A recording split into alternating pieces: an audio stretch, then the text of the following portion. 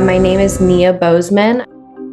So I was a really good kid growing up. Like I had a 3.7 GPA. I didn't really get into trouble. There was one time I was 18 and I went to a party with this guy that I had a really big crush on.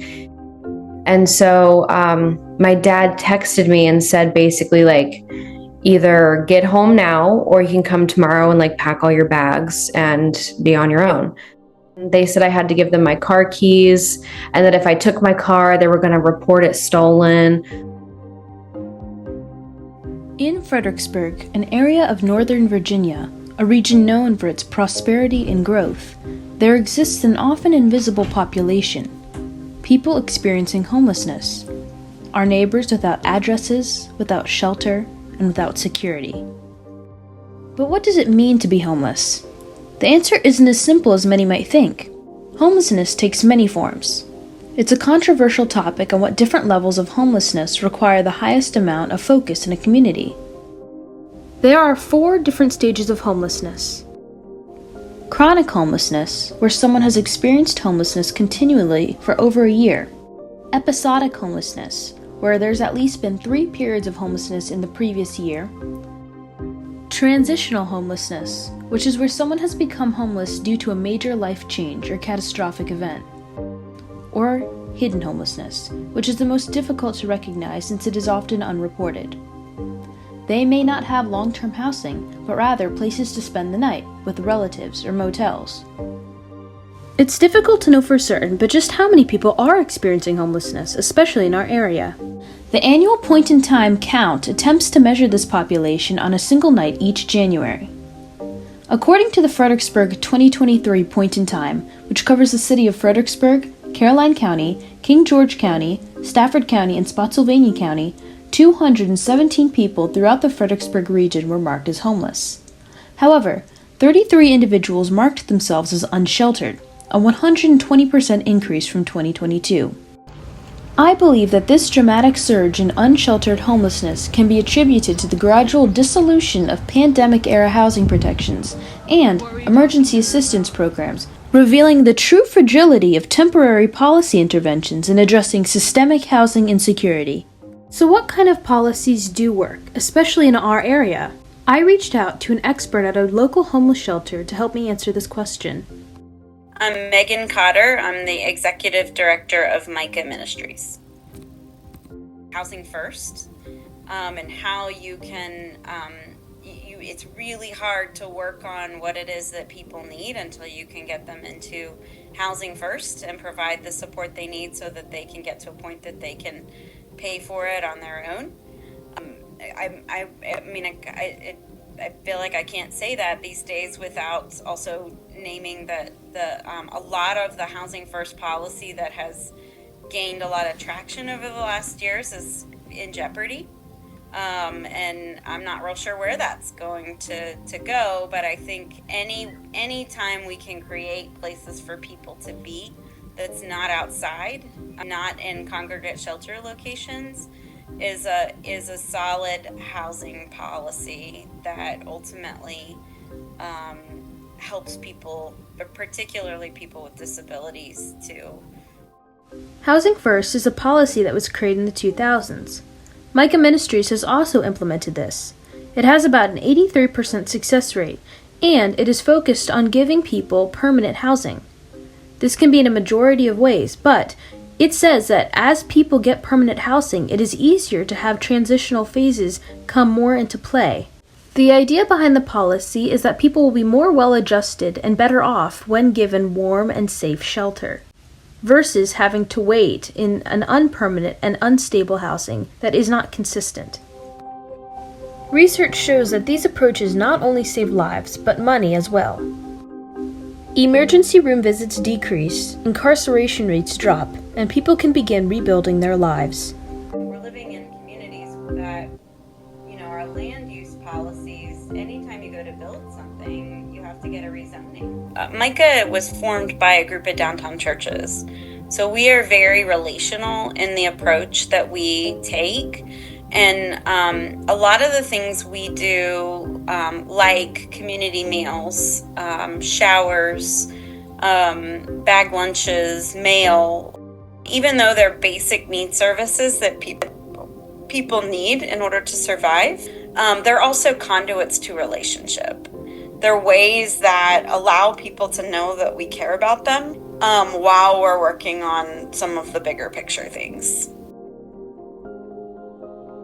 These relationships are crucial. As Ms. Cotter explained, many people experiencing homelessness have had relationships fail them repeatedly. Building trust takes time and consistency. As Ms. Cotter has also said, being homeless happens when you run out of relationships. What can some of the consequences of that be? I reached out to Nia Bozeman, a small-time content creator, as well as an entrepreneur. My name is She told me her Bozeman. story. I'm an entrepreneur, so I work for myself doing various things, and I kind of do some freelance work, like helping people with social media and things like that. So it's kind of a funny story. Well, it's not funny, but basically, so I was a really good kid growing up. Like I had a 3.7 GPA. I didn't really get into trouble, but my parents were always like really, really hard on me. And there was one time I was 18. And I went to a party with this guy that I had a really big crush on. And I got a text from my dad basically saying like, hey, you need to come home. Like you still have a curfew, like don't be late. So I started freaking out and I was like, okay, guys, like I have to go. Like I can't piss off my dad. But they took my keys away because I had been drinking and they're like, there's no way you're leaving this party. And so my dad texted me and said basically like, either get home now or you can come tomorrow and like pack all your bags and be on your own. And I was like super like drunk, right? So I'm having a hard time here. But the guy that I came to the party with, I didn't realize he had my phone. So he was actually texting my dad saying God knows what, because I never saw the text. But basically he said, yeah, I'm going to come get my stuff. I don't want to live with you anymore. So I didn't even know about that. And then, the next day I go to the house and they're like, all right, pack your stuff. And they said I had to give them my car keys and that if I took my car, they were going to report it stolen. So obviously that was scary. And I thought that the guy who got me kicked out in the first place was going to give me a place to stay. He didn't give me a place to stay. So I called this girl I knew from school and I was like, hey, could you help me out? So I just packed a couple things that I could. And she let me stay with her and her mom. So she said that I could stay with them as long as I slept on the floor with the dogs. So I literally had to sleep sandwiched between these two big dogs on this like dog bed on the floor. And they didn't give me like I didn't have, because when I packed, I was in a hurry, right? So I didn't think to bring like a toothbrush or like soap or things like that.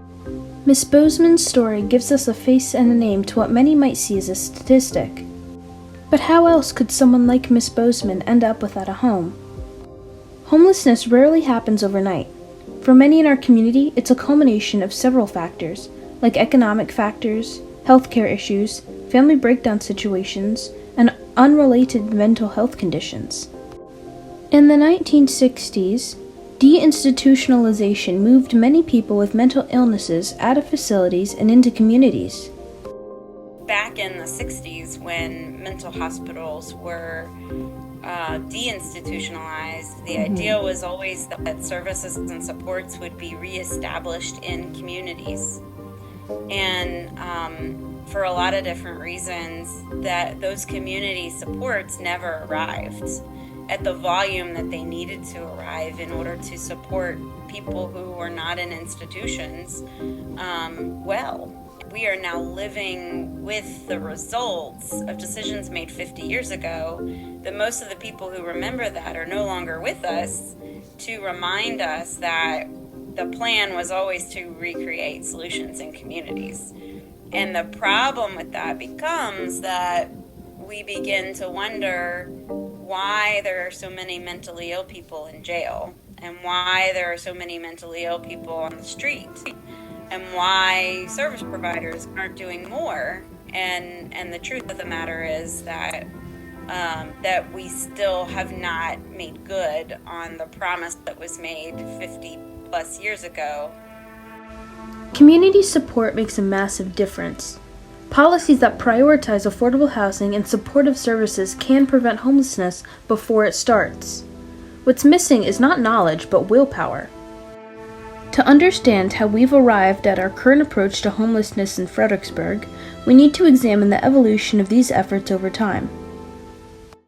In 1963, Kennedy and Congress wanted to decrease the amount of individuals in mental facilities and wanted to instead popularize mental health centers in local communities.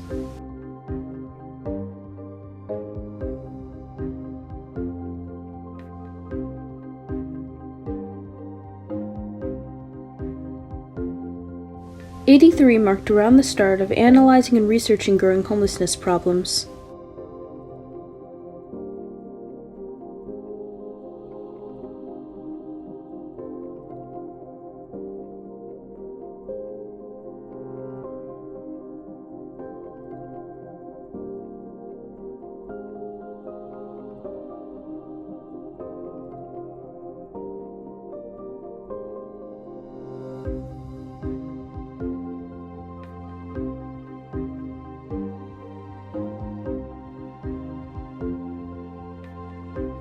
Budget constraints led to underfunded programs. Political priorities shifted away from social services. The responsibility to support vulnerable populations became increasingly fragmented.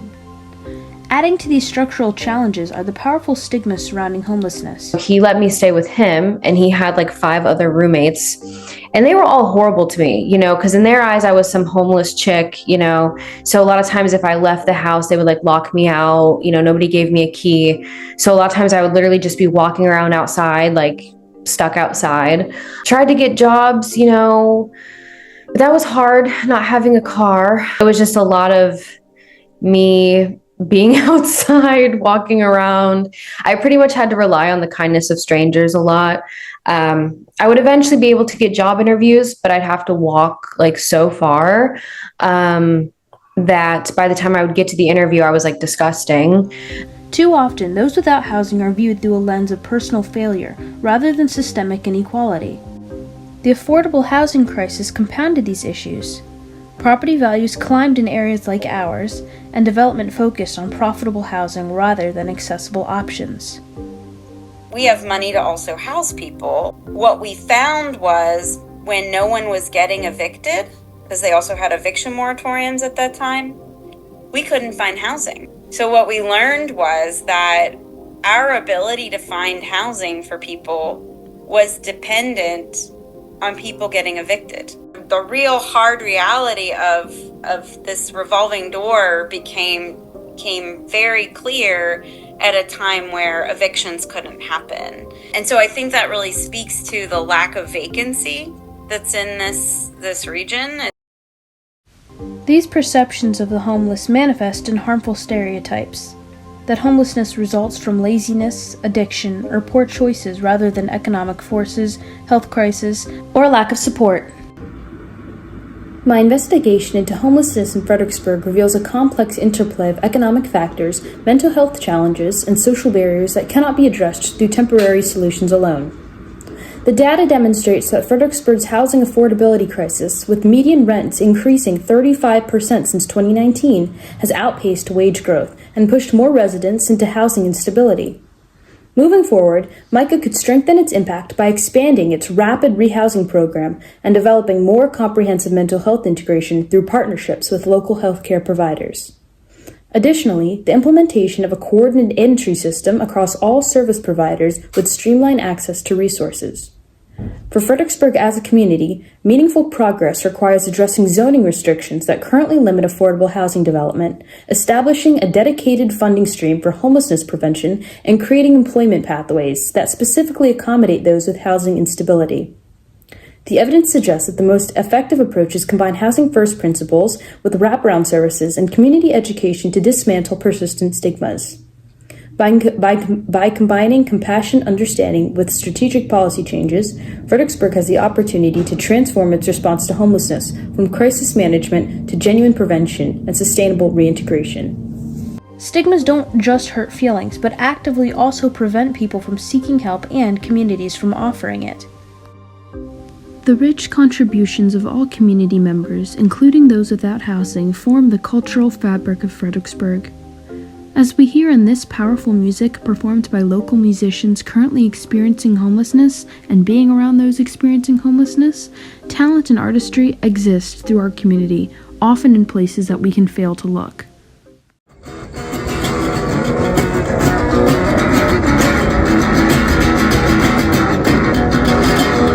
Well, I woke up still not dead again today. The news said I was gone to my dismay. Oh, bear with me, I got a show to play. And I woke up still not dead again today. Oh, yeah. Joe. No. Do the Hey Brother song, Joe. Do Hey Brother. Dear brother? Dear brother. unless you got something, man. Yeah, I haven't played guitar in like 4 months. Really? Well, you sounded great. Thank you. Well, since you're sleeping in the gutters, we both know you can do better. When are you gonna write your older brother a letter? Hey man, I'm missing it, getting my shit. For the record, I wrote this note as a reminder. Hermano mijo, there's a future you can believe in. Gonna take more than songs, justice and freedom. Ooh yeah, there's a future. You can believe in it. It's gonna take more than songs, justice, freedom. Freedom, yeah, if you're thinking about leaving, hold my hand, overstand, this too can be a kingdom blessed. And when the rain comes, you land in the dirt, brother, this is where you came from. This is where you came from. This is where you came from. This is where you came from. System that's broken, no fucks given. Wealthy people living off the backs of the broken. Dreams of America. Dreams of America. Need a pipe to the earth. Let me smudge it off so the vision could get clearer. Your mother's crying, boy. Can you hear her? Now I see in you a young tree bearing fruit. It's just a place to start. Oh, do not hide behind your heart. You gotta put down the weight. You gotta get out of the way. You gotta put down the weight. Gotta get out of the way.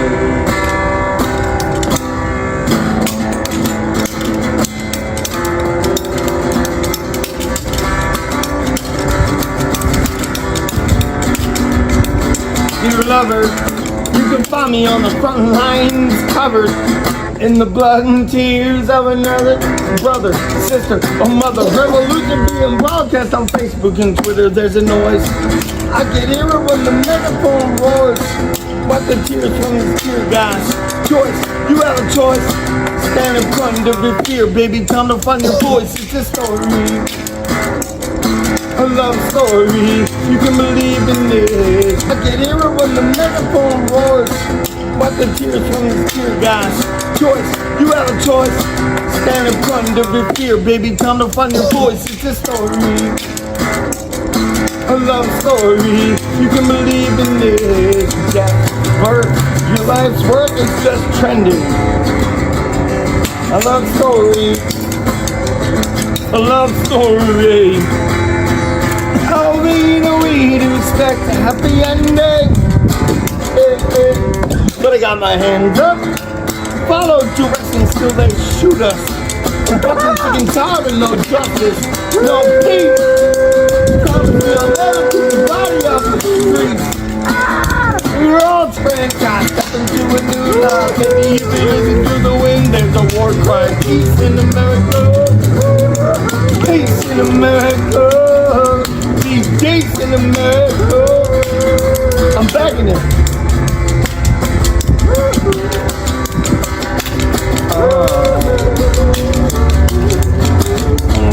I see in you